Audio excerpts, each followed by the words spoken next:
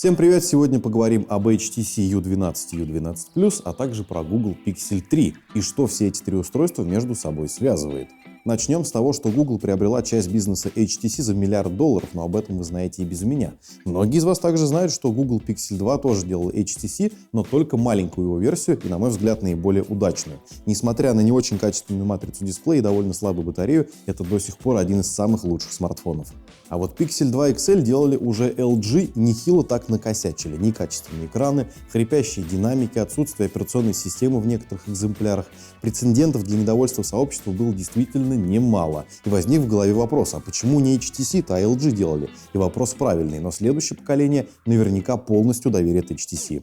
Самое смешное, что изначально 2XL и сделали HTC, но, видимо, Google больше вариант LG понравился, но наработки, к счастью, не пропали. На рынок недавно вышел HTC U11 Plus. Это тот самый отмененный Pixel 2 XL. И я уже сейчас могу сказать, что он лучше нынешнего, потому что и IPS-экран вместо неудачного PIOLED, и 6 гигабайт оперативной памяти вместо 4, и батарейка 4000 вместо 3500 мАч. Об этом телефоне мы скоро поговорим подробнее. Понятно, что сюда бы добавили стекло на заднюю часть, вообще задник однозначно переработали под линейку U, но в целом телефон получился хороший, плюс здесь есть отдельный слот под вторую сим-карту, либо microSD. В Pixel это не добавили бы, конечно, но здесь это есть, и это плюс. Про Pixel 3 сейчас вообще ничего не известно, есть лишь подтверждение, найденное в коде Android Open Source Project, а также пара недостойных, некрасивых и не имеющих под собой никакого основания концептов, нарисованных самими пользователями.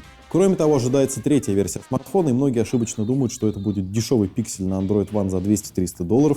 Это было бы очень неплохо, но Google хочет быть как Apple. И если будет третья версия смартфона, то она будет прямым конкурентом iPhone 10. Задорого и без рамок. Что можно сказать про желание сообщества, да и про собственные желания? Во-первых, никаких монобровей, забыть как страшный сон. Во-вторых, соотношение сторон 16:9 в маленькой версии Pixel нужно оставить. Оно удобное, и 18:9 такая странная инновация, которая пока что не нужна. Ну и, конечно, Google нужно возвращаться на первое место в рейтинге камер, обогнав Huawei. Второй модуль камеры тоже не помешает, с оптическим зумом, желательно трехкратным. Вернуть бы сюда еще джек. Тем самым Google и Apple нос утрет, и в наших реалиях вещь действительно нужная. IP68, настройка Active Edge и, конечно, беспроводная зарядка.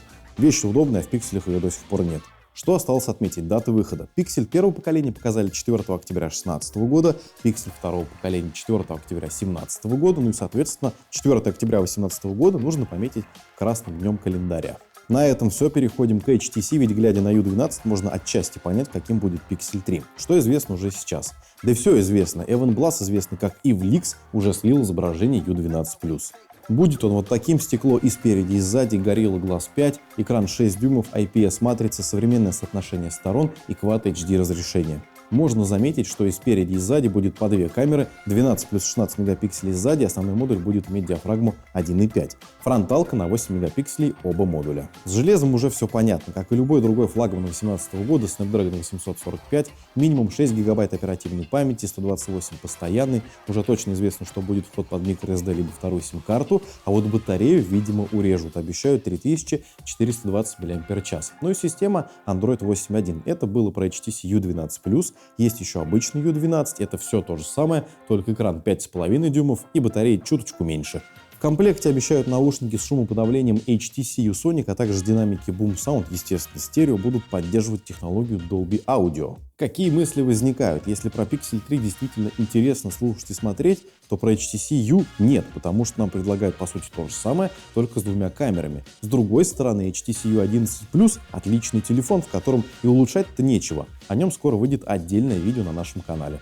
Что осталось отметить? Все мы прекрасно видим, что Google обкатывает новые технологии на смартфонах HTC. По крайней мере, один такой пример есть. Углы Active Edge сначала появились в HTC U, потом перешли к Pixel 2. Но с другой стороны, смартфоны HTC выглядят очень сдержанными.